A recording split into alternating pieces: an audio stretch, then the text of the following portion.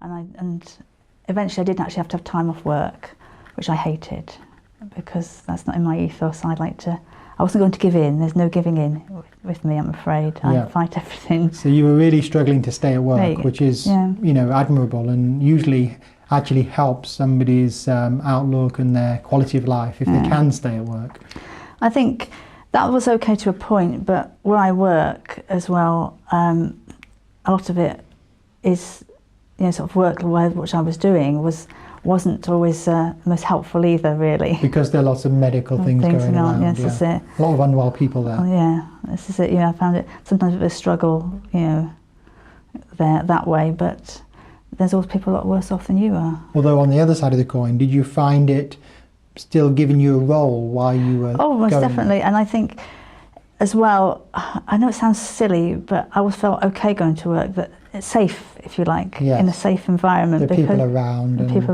And my work colleagues were exceptionally supportive of me, you know, were always so kind, and work as well was, you know, because I used to have time off to go to the hospital a lot and what have you, and you know, always very, very supportive and asked how I was and everything else, and things. I had scans coming up and things, you know, used to be very supportive of me. So as an employer, they were actually quite understanding of your needs. Most definitely, yes. And what about the contact that you had through those colleagues? I mean, like, in a way, was it useful to have that extra support through them, or the social contact maybe? Well, yes, because I have a lot of friends I see out of work as well. Yeah, that's what I was wondering. Yes, it did. That helped a lot, because they understood the situation. You know, I'd go for a little while. I'm sorry, but I'll have to go home now. That sort of thing, and they'd be quite understanding of that. Tell us about that period off work. How did you make that decision about finally taking some time off? I had to.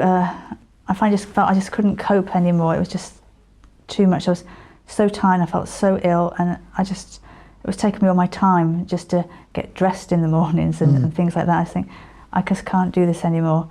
So I thought I'll have some time off work. One of the things that kept me going a lot of the time when I was off work, would you believe, it was the Olympics. Yes. And I used to sit and watch the Olympics, and that actually gave me a lot of hope, because I thought these people worked really hard and gave everything to do what they were doing. And I used to try and engross myself in that and think about that.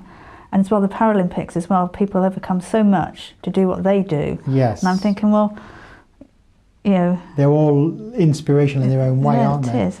And in a way, you can take something from their, you know, abilities and their drive, and say, well, can I do something?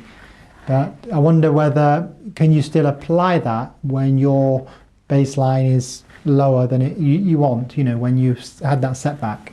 I think so, in a way, because it was a diversion for me. You know, I immersed myself in that. Oh, let's look at the league tables. Let's look at this. I'd watched sports I probably never would have watched in my life before, you know, and things like that. And I sort of, it was like a release, if you like. If I was watching that, I wasn't thinking.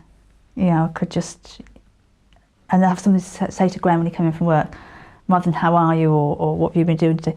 Well, so and so happened, you know, and what have you. It's a nice distraction. It's also shared by the nation as a whole, isn't it? Or the whole of society, in a way. It was if you like, a better year to be unwell, or as unwell as I was that year, was to be that. And music is another thing I get a great deal of pleasure from too. Just listening to different songs, and I think, I don't know, do you listen to them more intently, or whatever? With anything, you know, you get more immersed, you know. And I never used to shy away from watching anything on the TV that mentioned, because I don't know, it's like anything I think in life. Whenever somebody says to you, or you've got such and such, next time you turn the TV on, somebody's got it on some programme or something, or it comes up in the news or anything else. It all seems to be more highlighted, or maybe we just notice it more, I don't know. I think that's the thing, when you're sensitised to a condition, you tend to notice it around, either in other people or in the news more. What's your reaction though when you hear cancer mentioned in the news? I suppose I was listening, maybe if they were talking about maybe new research or cures or whatever, be more intent and listening and thinking that is good, you know, and what have you. maybe in my own way, I used to get a little cross that they always talked about.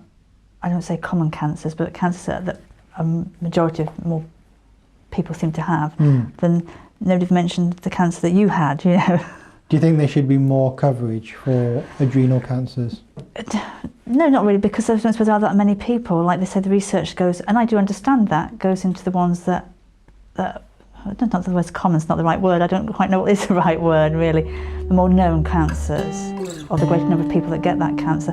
I think yes, the research should go into that first, because that'll save so many more people, you know, than ones with sort of rarer ones, you know.